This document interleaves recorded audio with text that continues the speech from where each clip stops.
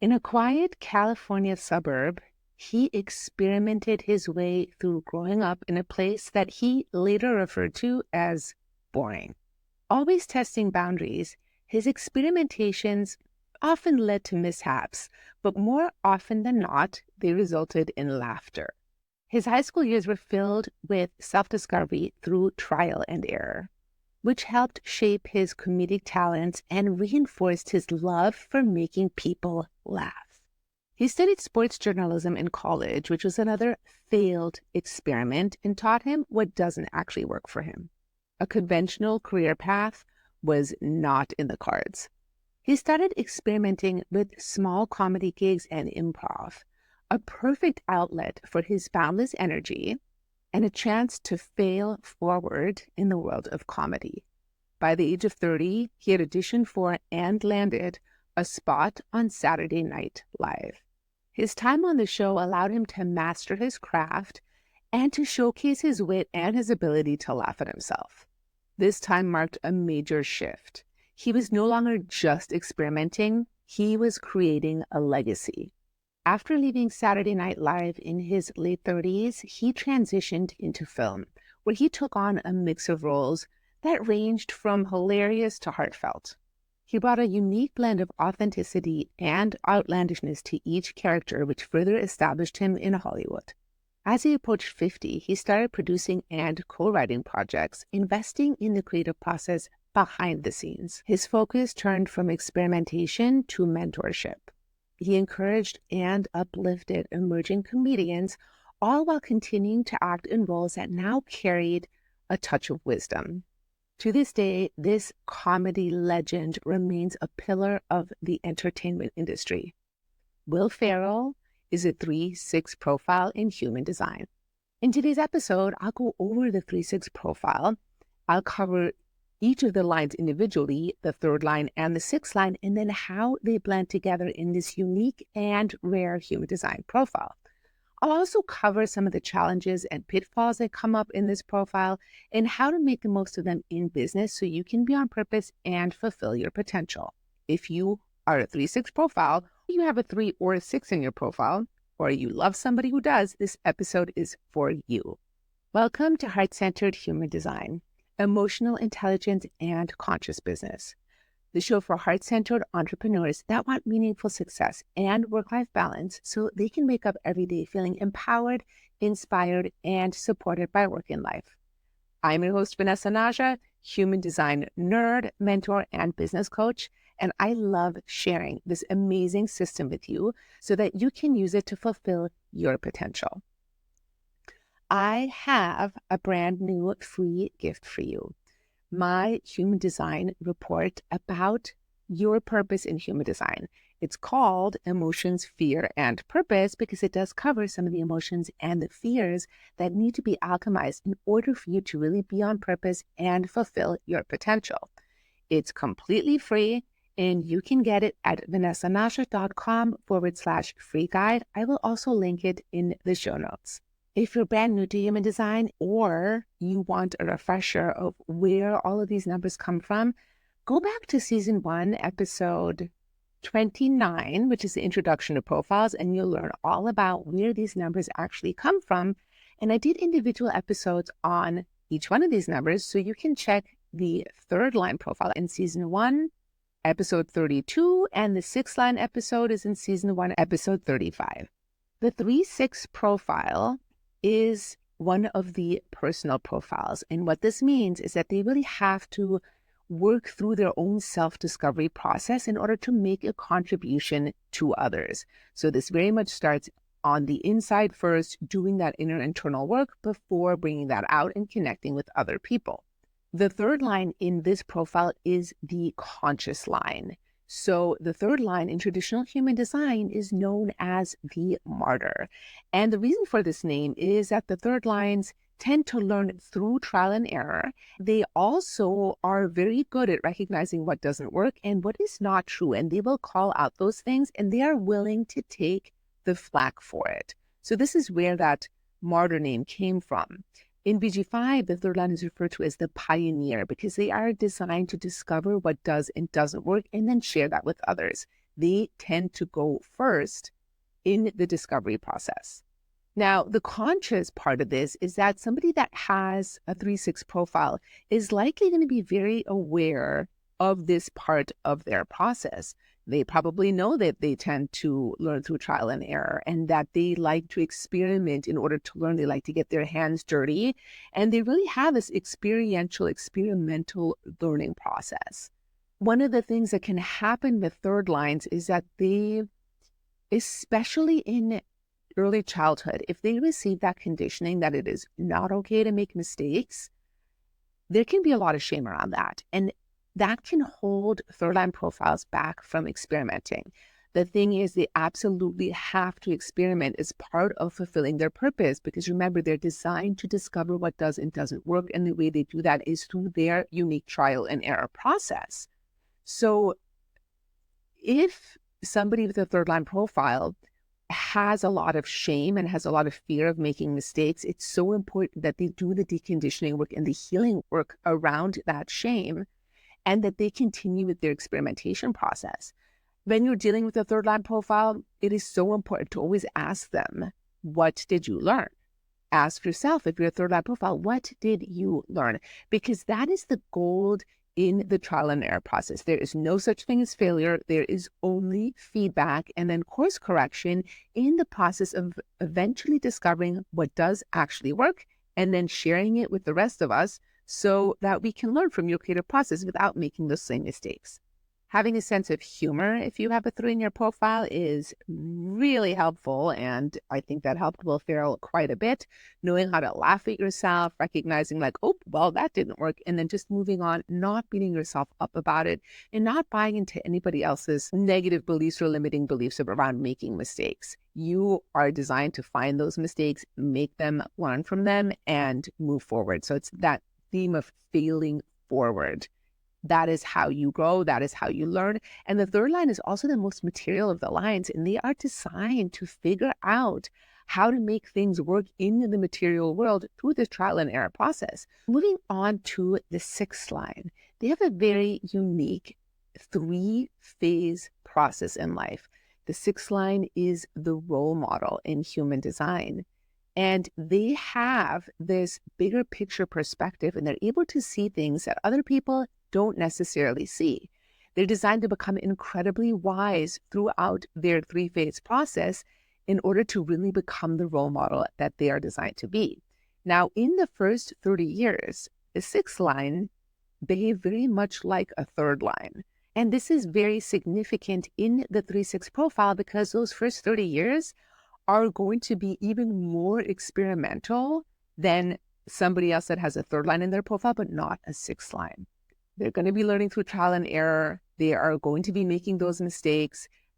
There's going to potentially be a lot of failed relationships, failed work, failed just things not working out during that phase. And for somebody with a 6th line profile, this can be a pretty challenging time. And so what happens around age 30 during their Saturn return, they move into the next phase of their life, which is often referred to as the roof phase. They withdraw. It's like they climb up on their roof. They withdraw from society. They go into this inward process of integrating all of those lessons that they've learned from the first 30 years. Now, for many 6th line profiles, this can be very, almost a little jarring. Like, I used to be so experimental. Like, what happened? Like, why am I so different? And understanding that this is just part of that trajectory. This is where you go into that integration process is so important. Now, 6th lines can seem rather aloof when they go into this process. And I've shared before in other episodes, my brother is actually a 4-6, and he went on the roof before I knew about human design, and my feelings were actually hurt. I was like, what happened to my brother? Like, where did my brother go? My sister-in-law, also a 4-6, same thing. You can really notice the difference in them. Now, in the 3-6 profile, this is going to be not quite as pronounced as other 6th line profiles, because they still always have that third line aspect in their design. However, during that second phase, like any 6th line, there is also that process of integration. Now, 6th lines do have this far-reaching vision, and they can see a lot of potential. They can be prone to perfectionism. And this is a big issue that can hold six lines back in business. Perfectionism and only wanting to put out things that are perfect is never going to work because there's no such thing as perfection. There is excellence. Excellence is a wonderful thing to strive for. But in order to create in business, especially with a six line and especially with a 3-6, you're going to have to put out things that are not perfect and allow yourself to evolve and grow. Perfectionism can really hold six lines back. And there can also be self-criticism with that perfectionism. So being aware that this is something that can show up for six lines through their entire life and reframing, doing deconditioning work around perfectionism is really important. Around the age of 50, when they hit their Chiron returns, is when the six line comes off the roof. And this is when they have integrated everything they have learned from that first 30-year process during their roof phase, and now they're ready to step out and really share their wisdom with the world. They are in a place where they are leading by example. So they don't even have to do anything specific. It's just through being their authentic selves and expressing who they are, living their lives, that they are a role model to other people. Authenticity is really important for six lines, as is trust. Trust for a six line is essential. If you break a six line's trust, getting it back is going to be a struggle and might not happen at all. Another thing that can happen with six lines is that they can be really focused on finding their soulmates. That can be that idealistic aspect and really wanting to connect with their soulmate. And in that early life process, that trial and error, that failed relationships, that finding what doesn't work in relationships can be really difficult for a six line. However, with following the strategy and authority, they will find the people that are correct for them, whether that be romantic partners, business partners, friends. It's really following your strategy and authority, moving with your process to connect with the right people for you. Putting the 3-6 together, this is a very rare, unique profile. It's only about maybe 2.5% of the population, if that have this profile. And this one is a little bit challenging, especially during those first 30 years when they are in that double third line phase. This is just exponential experimentation. This can really be, learning everything that doesn't work. I've heard this referred to as touching a socket, getting shocked, and then having to test to see if that happens every time. Those types of things, that third line process in those first 30 years can be really challenging. So for a young 3-6, it is so important to know that this is part of the learning process, to really be able to laugh at themselves. If you have a young 3-6 in your life, or really anybody with a third line or a sixth line, always asking, what did you learn? Focusing on what did you learn? There is no such thing as a mistake. There's no such thing as failure. There is just learning and growing through the experience, discovering what doesn't work, so then you can discover what does work.